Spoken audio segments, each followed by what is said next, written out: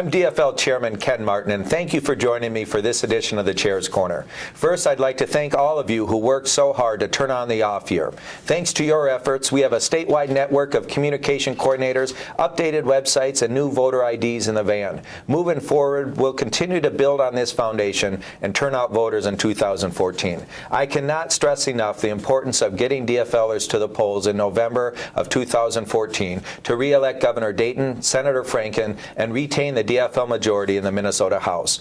DFL leaders accomplished great things during the 2013 legislative session, but after 10 years of disinvestment by Republicans, we have so much more work to do.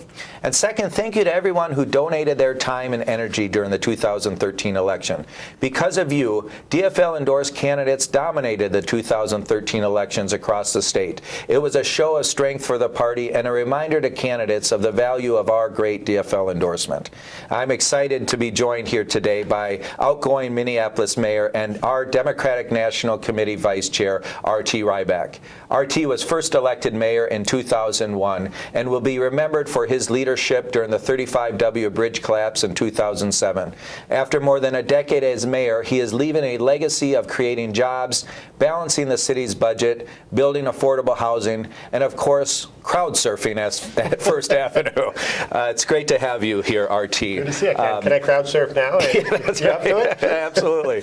R.T. has been such a great friend to both the Minnesota DFL and to the DNC. And we appreciate you taking the time. We know you have a big budget address coming up here, and you have a lot going on.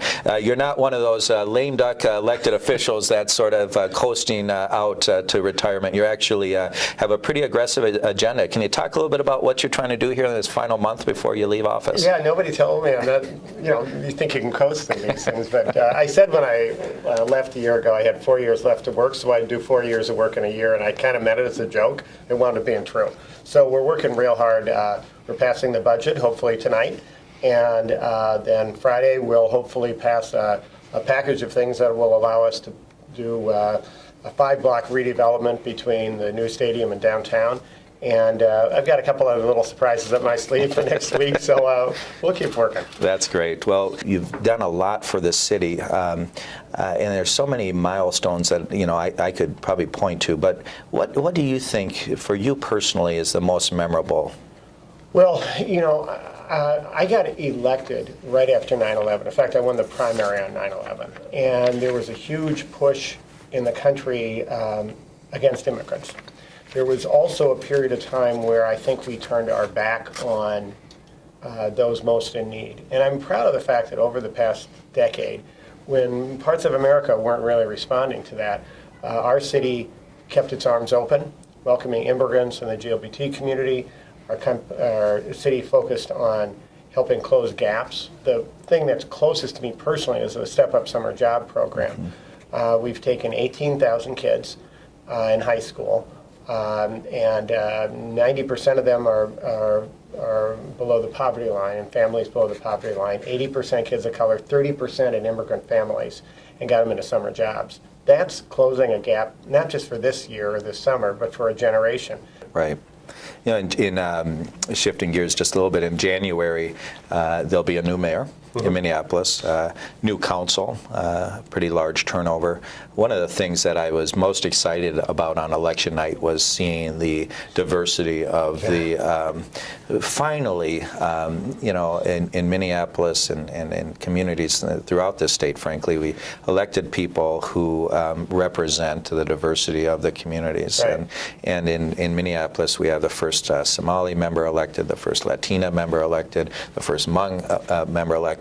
And after many years, we now have another woman mayor of Minneapolis, only the second in our in the history of the city, which is fantastic. What challenges will they face moving forward? And I know you've given them all advice over the years, but what challenges do you think they're going to face as a new council? Well, first off, I'm really excited about Mayor-elect Hodges and the council. I think it's going to be a great council, and I've worked with Betsy for many years, even before she was on the council and before I was mayor. She's great.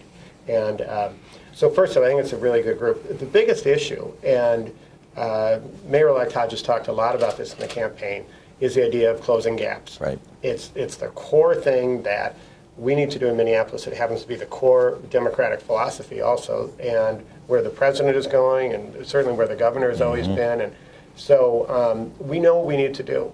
We need to take this, what is really one of the great cities in the world, and make sure it's a great city for every single person. That's right. And it's not yet. Right. And that's the shame of Minneapolis. And we've got a lot of work to do to get there. But I think we've got the right people in place to do it. Yeah, absolutely. And I know you're going on to your next journey. There's many who hope that you'll return to electoral politics at some point, but I know you're going to stay engaged through your work through the DNC and all your work with the DFL. And I just, on a personal note, want to thank you for your service to the party and your service to Minneapolis as mayor and elected official.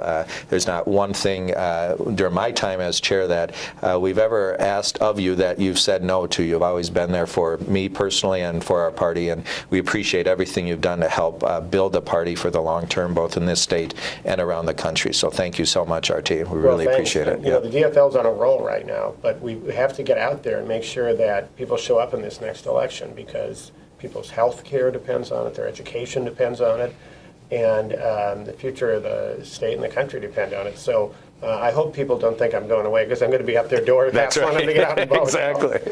Well, thank you so much, RT. I really appreciate it. I'd like to thank Mayor Rybak for his years of public service, and we're excited about the leadership he'll bring to his new role working for student success and closing those achievement gaps.